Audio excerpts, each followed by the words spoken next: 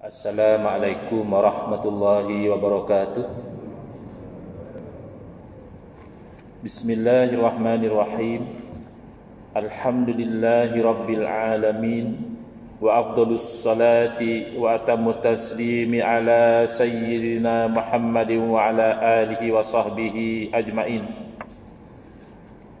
Rabbi shrah li sadri wa yassir li amri wahlul 'uqdatam min lisani yafqahu qawli.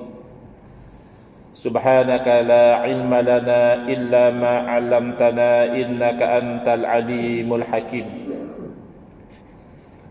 Allahumma akhrijna min zulumatil wahmi wa akrimna binuril fahmi waftah 'alaina bima'rifatil ilmi wa sahhil akhlaqana bil hilm. Waj'alna mimman yastami'una al-qawla fayattabi'una ahsanah. Allahumma ati nufusana taqwaha wa zakkiha anta khairu man zakkaha anta waliyuha wa maulaha. Allahumma arinal haqqa haqqan warzuqna ittiba'ah wa arinal batila batilan warzuqna ijtinabah. Allahumma anfa'na bima 'allamtana wa 'allimna ma yanfa'una wa zidna ilman wa huda. Amma ba'd. Alhamdulillah, muslimin musliman, hadirin hadirat yang saya hormati, moga-moga kita semua dirahmati dan diberkati oleh Allah Subhanahu wa taala, dan moga-moga kita semua dikurniakan oleh Allah Subhanahu wa taala kefahaman yang baik dalam urusan agama kita dan keikhlasan yang menyeluruh di dalam menuju kepada ridha Allah Subhanahu wa taala. Alhamdulillah, malam ni insya-Allah kita akan menyambung pengajian kuliah Maghrib bulanan hari Isnin yang ketiga, anjuran Masjid Al-Ansar Taman Keramat menggunakan kitab Nurul Huda, Cahaya Hidayah, yang disusun oleh guru saya Al-Fadil Ustaz Haji Adnan bin Haji Muhammad Samman, hafizahullah ta'ala wa nafa'ana bihi wa bi'ulumihi fid daraini amin. Mensyarahkan kitab ayahanda beliau dan juga guru saya almarhum Tuan Guru Haji Muhammad Samman bin Haji Muhammad Khan rahimahullah ta'ala wa nafa'ana bihi wa bi'ulumihi fid daraini amin, iaitu kitab Masailut Tauhid, masalah-masalah yang berkaitan dengan ilmu tauhid. Jadi kita sampai ke muka surat 106 ya. Kitab Nurul Huda, cetakan lama, cetakan tulisan Jawi. Kita patah balik sedikit ke atas. Berapa perkara yang mencari bagi adah, mencari adat. Adah di sini bermaksud sesuatu yang biasa berlaku kemudian diikuti oleh sesuatu yang lain. Maka inilah yang disebut sebagai hukum adat. Hukum adalah menetapkan atau menafikan. Isbatul amri atau nafyuhu. Kita kata ya, itu hukum. Kita kata tidak, itu juga hukum. Jadi ya atau tidak itu ada kalanya dengan jalan syarak, iaitu ketetapan daripada Allah Subhanahu wa taala. Ada kalanya dengan jalan akal ya, dinamakan hukum akal, iaitu akal kita yang menetapkan ya atau tidak. Dan ada kalanya dengan jalan berulang kali cuba ya, repetitious experiment ya. Kita cuba jadi, kita cuba jadi ya, lalu kita kaitkan antara sesuatu yang berlaku dengan sesuatu yang lain dengan perkaitan adah. Jadi yang dikaitkan dengan berulang kali cuba ini boleh jadi ada kalanya bersalahan, yakni biasa jadi begini tetapi boleh jadi berlaku berbeza dari yang biasa itu. Dikaitkan antara ada dan ada, ataupun ada dan tiada, ataupun dikaitkan tiada dengan ada, ataupun dikaitkan tiada dengan tiada. Ini perkaitan adat ya. Misal yang mudah, ada dan ada dikaitkan ada kenyang dengan ada makan. Mana tahu? Ya, biasa cuba kan macam tu. Tak percaya cuba, makan, dia kenyang, makan, kenyang. Maka mengaitkan ada kenyang dengan ada makan itu adalah hukum adat. Ada dengan tiada dikaitkan ada lapar dengan tiada makan. Juga adat juga. Kadang-kadang tak lapar pun walaupun tak makan. Kadang-kadang lah. Biasanya kalau tak makan ia lapar. Dikaitkan tiada dengan ada.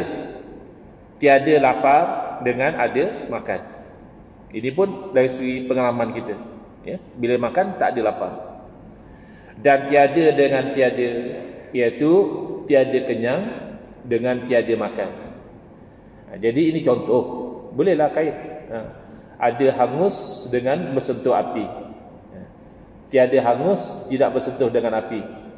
Ada kalanya bersentuh dengan api pun tidak hangus. Kenapa? Kerana ada lembab, ada air. Ya.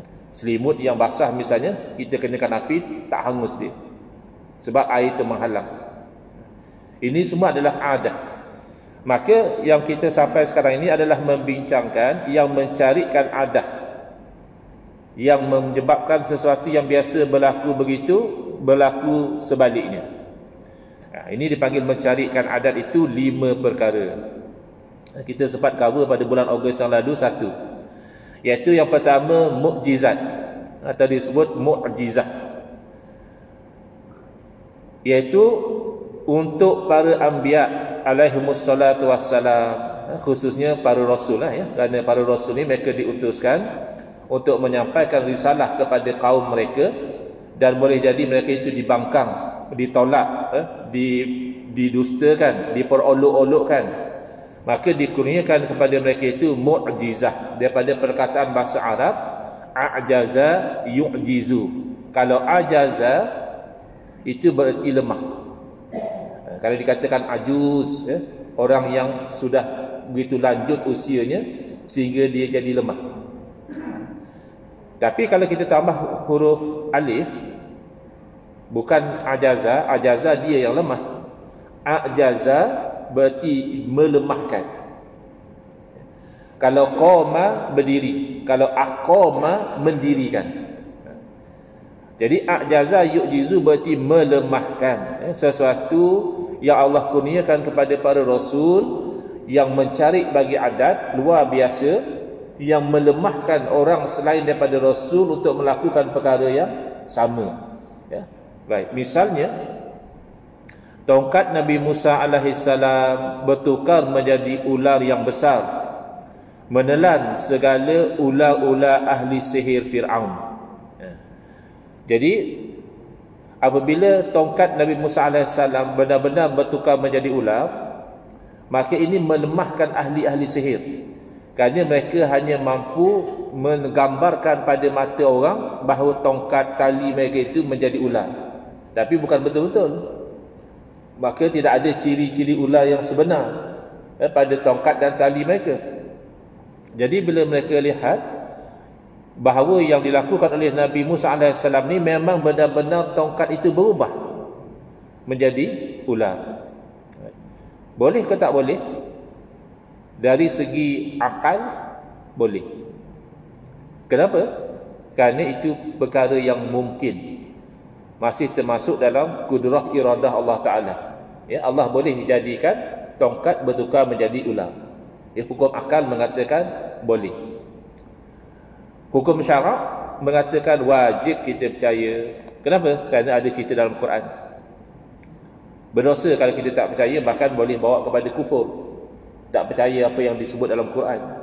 Ya, jadi hukum syarak mengatakan wajib seseorang itu percaya bahawa tongkat Nabi Musa AS bertukar menjadi ular.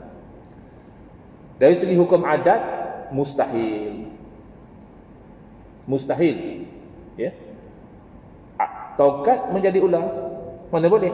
Ya. Tapi mustahil adat boleh berlaku. Masih mungkin dari segi akal. Bila berlaku, maka dikatakan mencari adat. Kalau bahasa moden, luar biasa. Biasa tongkat tak bertukar menjadi ular. Ya, sepanjang kita tengok tongkat khatib ni dah berapa tahun dah. Dia pernah tukar jadi ular? Tak pernah lagi. Tongkat siapa pun. Ya. Tongkat khatib ke, tongkat orang sebab dia ada penyakit tak larat nak berjalan ke, tak ada yang bertukar jadi ular. Maka bertukarnya tongkat Nabi Musa AS menjadi ular ni adalah mukjizah. Demikian Nabi Isa AS boleh menyembuhkan berbagai penyakit. Menyembuhkan berbagai penyakit itu masih lagi adat.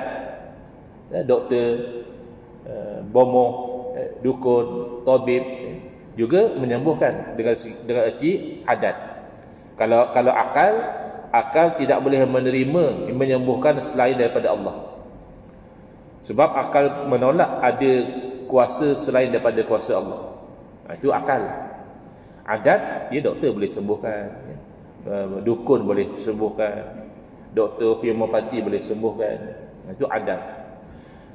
Tetapi yang berlaku kepada Nabi Isa AS mukjizah. Kenapa? Kerana penyakit yang tak boleh disembuhkan oleh orang lain boleh disembuhkan oleh Nabi Isa AS, seperti penyakit kusta, buta, ya, bahkan lebih daripada itu, menghidupkan orang yang telah mati, ya, dengan izin Allah Subhanahu wa taala. Apapun hakikatnya dengan izin Allah Subhanahu wa taala. Jangan jadi macam orang-orang yang degil lagi gagal faham. Bila kita terangkan bahawa kalaupun kita minta tolong dengan wali, ya, hakikatnya yang memberi pertolongan adalah Allah, maka boleh saja kita minta tolong dengan wali. Yang tak boleh kalau kita itu beriktikad memang wali yang beri pertolongan, bukannya Allah. Syirik. Tak nanti wali, doktor pun minta tolong dengan doktor, syirik tak? Pergi kepada doktor, doktor tolong sembuhkan penyakit saya. Minta doktor sembuhkan penyakit. Jawabnya tidak syirik apabila permintaan itu atas jalan asbab. Sebab musabab, usaha dan ikhtiar. Dia tahu bahawa doktor ni pun sebenarnya tidak boleh menyembuhkan penyakit, hanya kan ini sebab saja. Biasa orang pergi pada doktor, doktor cek apa penyakit, bagi ubat yang sesuai, dia sembuh. Hakikat yang menyembuhkan adalah Allah. Dalam Al-Quran Allah berfirman, wa idza maridtu fahuwa yashfin. Atas lisan Nabi Ibrahim alaihissalam, apabila aku sakit, maka dialah Allah yang menyembuhkan. Tetapi hanya syirik kalau ketika mana dia meminta tolong kepada doktor untuk menyembuhkan penyakit, memang iktikad dia pun doktor yang menyembuhkan, bukan Allah. Adapun kita yang tak tahu dalam hati dia, kita hukum dengan zahir lah. Dia orang Islam, tentu dia tahu bila dia kata doktor tolong sembuhkan penyakit saya, bahawa doktor itu hanya sebab musabab, usaha dan ikhtiar. Yang menyembuhkan adalah Allah Subhanahu Wa Taala. Lalu ada orang yang degil dan gagal faham, lalu dia kata kalau macam itu, bolehlah kita minta tolong dengan pokok. Ustaz kata boleh minta tolong dengan wali, hatta wali yang dah meninggal pun boleh, sebab yang menolong adalah Allah, bukan makhluk. So bolehlah kita pergi pada pokok minta tolong, wahai pokok, tolonglah saya, dengan iktikad Allah yang beri pertolongan. Jadi orang ini gagal faham hakikat dan asbab. Kalau minta tolong secara hakikat, hanya boleh kepada Allah. Selain daripada Allah tidak boleh minta tolong secara hakikat, walaupun kepada malaikat, walaupun kepada nabi, ya, walaupun kepada siapa sahaja. Yang namanya minta tolong secara hakikat tak boleh. Kerana secara hakikat tidak ada yang ada kudrah melainkan Allah. Kan kita selalu jawab azab, wala haula wala quwata, kita nafi. Tidak ada daya upaya, tidak ada kekuatan illa billah, kecuali dengan Allah. Jadi kalau minta tolong dengan selain daripada Allah bukan hakikat. Yang boleh adalah asbab, iaitu Allah jadikan sesuatu itu sebab. Adakah pokok dijadikan sebab pertolongan dengan cara kita pergi minta pada pokok? Kan tidak. Maka hakikat pun tidak, asbab pun tidak. Kenapa kamu nak buat? Semata-mata kamu nak menolak pendirian kami Ahli Sunnah wal Jamaah bahawa minta tolong dengan wali tidak syirik, lalu seolah-olah kamu menyamakan wali dengan pokok. Dia wali sebab, bukan hakikat juga. Tapi pokok tidak jadikan sebab dalam bentuk demikian. Bukan kata pokok itu tidak ada kebaikan, ada. Boleh kita berteduh, boleh kita itu potong jadikan perabot, boleh kita itu potong jadikan rumah, boleh kita itu rebus akar setengah pokok tu, akarnya direbus, diminum jadi ubat. Ada setengah tu daunnya, ya, dan sebagainya lah. Tapi dengan cara pergi kepada pokok, wahai pokok tolonglah saya, tidak demikian. Kalau kita katakan boleh, bukan boleh dengan arti kata boleh buat begitu, dengan arti kata tidak syirik kalau dengan iktikad Allah yang beri. Tapi satu kebodohan lah. Ya, satu orang makan nasi dengan iktikad Allah yang mengenyangkan. Syirik atau tidak syirik? Ya, tak syirik. Satu orang makan batu dengan iktikad Allah yang mengenyangkan. Syirik atau tidak? Ya, tak syirik. Tapi siapa suruh makan batu? Batu itu kan bukan sebab untuk mengenyangkan. Bahkan boleh jadi sebab kerana mudarat. Kalau makan batu, boleh jadi penyakit, boleh jadi itu dan ini. Jadi masalah ya, orang bertanya dengan niat tidak mahu faham. Dia bertanya dengan niat nak bangkang. Oleh kerana dia tak boleh terima pendirian kita bahawa tidak syirik minta tolong dengan wali, maka dia mengkaitkan minta tolong dengan pokok, dan lebih parah pada itu dia menfitnah, menyebar pada orang ramai seolah-olah kita yang menganjurkan. Hati-hati ya. Ini zaman fitnah. Dan bagi Nabi Muhammad sallallahu alaihi wasallam, mukjizat yang paling banyak seperti membelah bulan dan terpancar air daripada celah-celah jarinya yang mulia. Kalau Nabi Musa alaihi salam belah laut, Nabi Muhammad sallallahu alaihi wasallam belah bulan. Kalau Nabi Musa AS diketuk tongkat pada batu, dia keluar air dari batu. Nabi Muhammad SAW keluar air daripada celah-celah jari baginda yang mulia. Dan lain-lain lagi. Namun mukjizat baginda yang paling besar ialah Al-Quranul Karim. Kalau mukjizat belah bulan, kita yang hidup di zaman sekarang tak nampak. Mukjizat keluar air daripada celah-celah jari Nabi SAW, ya, kita tidak berada pada zaman itu. Tapi kalau mukjizat Al-Quran, bagi orang yang mahu membaca dan memahami dan mengambil iktibar, maka itu orang kafir pun boleh masuk Islam dengan sebab apa yang ada dalam Al-Quran. Dan orang Islam boleh bertambah iman, boleh bertambah kesolehannya dengan dia itu tadabbur, memahami dan mengambil iktibar dengan isi kandungan Al-Quran. Baik, selesai ya mukjizat. Yang kedua adalah irhas. Irhas adalah untuk bakal Nabi. Orang yang akan dilantik menjadi Nabi dan Rasul belum lagi, tapi sudah berlaku perkara-perkara yang luar dari adat kepada mereka. Adakah dipanggil mukjizat? Ya, istilahnya dipanggil irhas. Ya. Baik, misalnya terpancar air Zam-Zam yang kita kenali sekarang daripada bumi. Bumi itu bumi yang kering kontang. Yalah, bumi yang kering kontang pun kalau kita gali dalam boleh jadi juga jumpa air bertakung bawah situ. Tapi setakat kaki baby yang hentak-hentak tiba-tiba keluar air, itu luar biasa. Itu namanya irhas. Kerana ketika itu Nabi Ismail alaihissalam belum lagi dilantik menjadi seorang rasul ya. Jadi hentakan tumit boleh keluar air itu luar daripada kebiasaan, tidak bagi irhas. Awan memayungi Nabi Muhammad sallallahu alaihi wasallam di dalam perjalanan baginda ke Syam ya, sebelum baginda diangkat menjadi rasul, itu juga dipanggil irhas.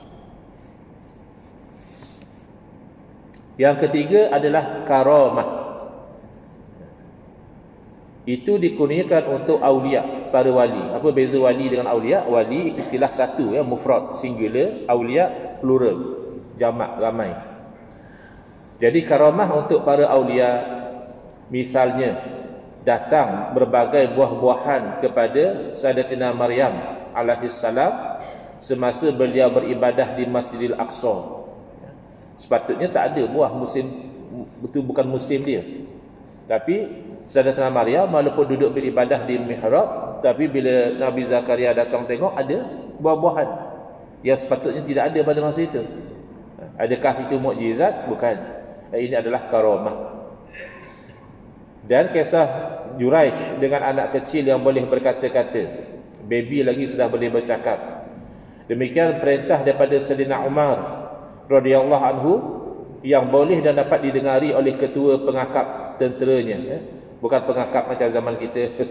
Ini pengakap tentera, perisik. Di perbatasan Syria dan Rom, atau di perbatasan antara Iraq dan Parsi. Biasa kita ni bercakap, hanya suara kita boleh didengar oleh orang yang dekat. Sekarang sudah jadi biasa, boleh didengar oleh orang yang jauh, tapi pakai teknologi lah.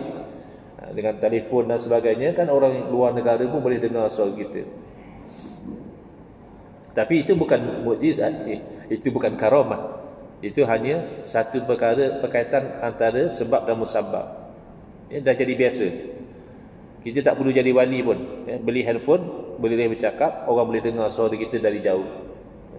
Tapi berbeza dengan Sayyidina Umar radhiyallahu anhu, arahan Sayyidina Umar untuk tentera itu pergi ke bukit didengari dari jarak yang jauh. Ini karamah. Dan ini juga penting untuk kita ingat, ada orang dia kata tak mungkinlah berlaku macam itu. Pada Nabi pun tak berlaku, takkan dia lebih mulia pada Nabi sallallahu alaihi wasallam. Kita kena ingat, berlakunya satu perkara yang mencari adah kepada seseorang dan tidak berlaku perkara yang sama kepada orang yang lain, itu bukan tanda orang itu lebih mulia. Jangan keliru. Jangan ingat, oh ini tak pernah berlaku pada Nabi, takkan boleh berlaku pada Syekh Abdul Qadir Jailani. Takkan Syekh Abdul Qadir Jailani lebih mulia pada Nabi? Tidak. Berlakunya satu perkara yang mencari adat, tidak berlakunya pada Nabi SAW, tidak menunjukkan orang itu lebih mulia. Macam Sayyidina Umar radhiyallahu anhu, jelas walaupun Sayyidina Umar mulia, tidak akan mengatasi kemuliaan Nabi. Tapi tidak berlaku benda ini pada Nabi SAW. Tidak berlaku Nabi SAW memberi arahan dari jauh dan tentera dengar, tidak. Tapi berlaku pada Sayyidina Umar. Bahkan semata-mata mencari adat pun belum menentukan benda itu mulia. Kalau berlaku perkara yang luar biasa itu di tangan orang-orang fasik, di tangan orang-orang kafir, maka itu bukan karamah. Bahkan ada kalanya tidak berlaku kepada orang-orang soleh. Ada satu orang yang soleh, yang ahli tasawuf, ditanya oleh murid dia, "Tuan Guru, maaflah ya, saya sepanjang mengaji dengan Tuan Guru, bersubah dengan Tuan Guru, tak pernah pun saya lihat berlaku satu karamah." Maksud beliau satu perkara yang pelik lah. Jadi guru dia tanyalah, "Sepanjang kamu bersuhbah mengaji dengan saya, kamu nampak saya macam mana? Ada sembahyang 5 waktu? Ada. Ada saya pernah tinggal puasa? Tak pernah. Ada saya pernah buat benda-benda yang Allah larang? Dia tak ada." Itulah karamah. Istiqamah di atas perintah Allah itulah sebenar-benar karamah. Jangan sangka karamah itu mesti satu perkara yang luar adat. Ini hanya istilah saja. Boleh berlaku karamah dalam bentuk sihir. Boleh berlaku satu khariq lil adah dalam bentuk sihir. Boleh berlaku satu perkara luar biasa dalam bentuk istidraj. Allah nak bagi lajak bila kita dalam kesesatan. Jadi karamah asalnya adalah kemuliaan pada istiqamah. Al-istiqamatu ainul karamah. Istiqamah di atas ketaatan itulah sebenar-benar karamah. Adapun zahirnya perkara yang mencari adat itu, ada kalanya berlaku kepada para wali, dipanggil karamah. Yang keempat, ma'unah.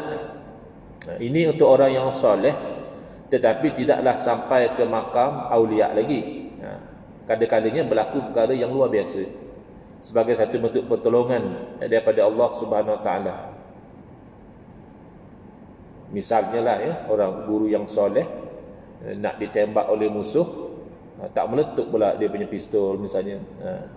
Jadi luar biasalah, biasanya kalau pistol dia tembak meletup. Itu dalam bentuk ma'unah. Misalnya guru-guru agama yang wara dapat menyembuhkan berbagai penyakit hanya dengan membaca beberapa ayat Al-Quran. Ini berlaku juga kepada sahabat Nabi yang membaca suratul Fatihah untuk merawat satu orang ketua kabilah yang disengat kala jengking.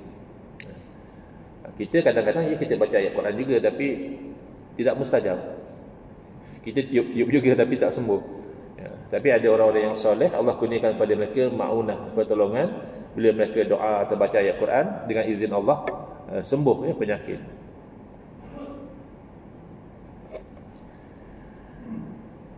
Yang kelima, sihir. Sihir ni mencari adat juga. Berlaku benda-benda yang pelik. Takkan boleh terbang di udara, takkan boleh berlari dengan sangat laju.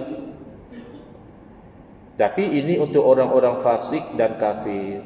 Kalaupun dia terbang di udara, kalaupun dia berjalan atas air, kalau sembahyang pun tidak, ya, puasa pun tidak, itu bukan mukjizat. Maaf, itu bukan karamah.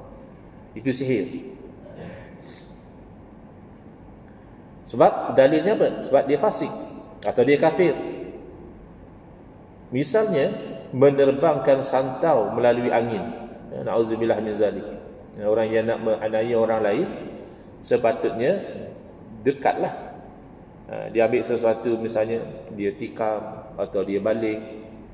Ini dari jauh dia masih boleh hantar melalui angin. Itu kan luar biasa. Tapi itu bukan karamah, bukan juga ma'unah. Ini adalah sihir. Membuat orang merasa sakit dengan alat-alat tertentu, seperti kan wudu apa tu, kan dibuat patung, dicocok-cocok, dicocoknya patung. Sepatutnya dicocok patung, orang lain tak ada apa.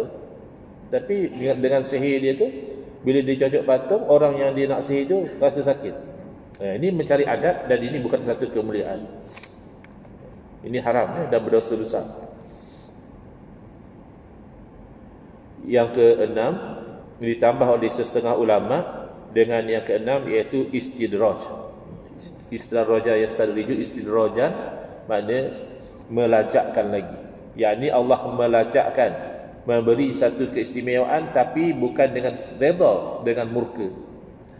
Biar orang ni rasa hebat, rasa dia betul, dan dia terus hanyut dalam kesesatan. Na'udzubillah.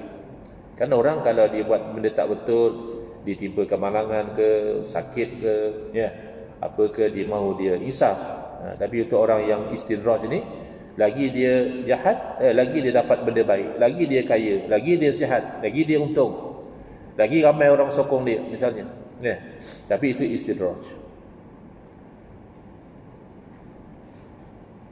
Yakni Allah melajakkan, yakni memberi tanpa redha sesuatu kemudahan atau kesenangan di atas daya usaha si kafir dan si fasik. Tapi kemenangan dan kesenangan sementara sahaja. Macam juga orang yang amalkan sihir, dia dapat kebal, dapat kuat, ya. Jadi dia pun seronok. Seolah-olahnya kalau kebal kuat tu tak mati ke?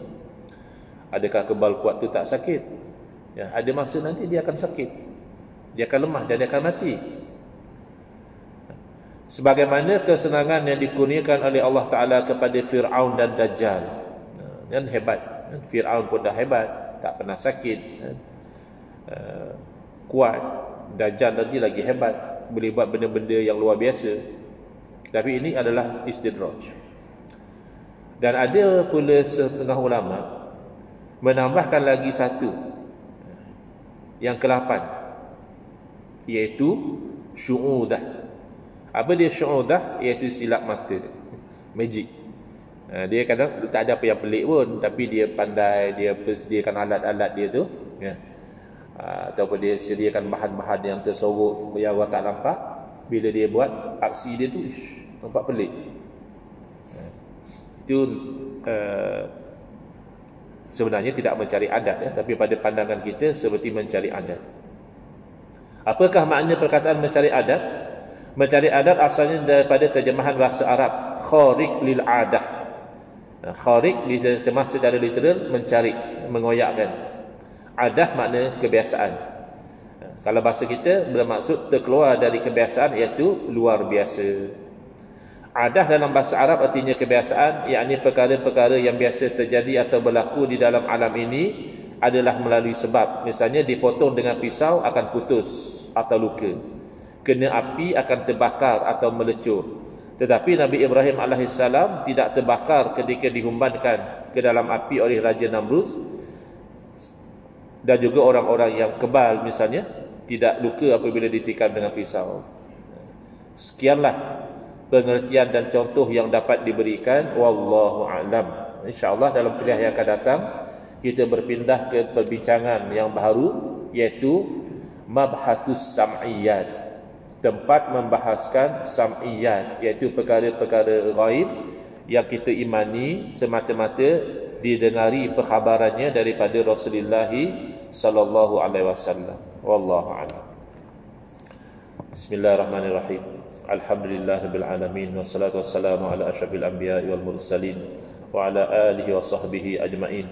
Allahumma shrah sudurana wa ahsin akhlaqana wa azim ujurana wa nawwir qulubana binuri hidayatika kama natarada binuri syamsika abadan abada birahmatika ya arhamar rahimin. Walhamdulillah rabbil alamin. Amin ya rabbal alamin. Wal afu minkum.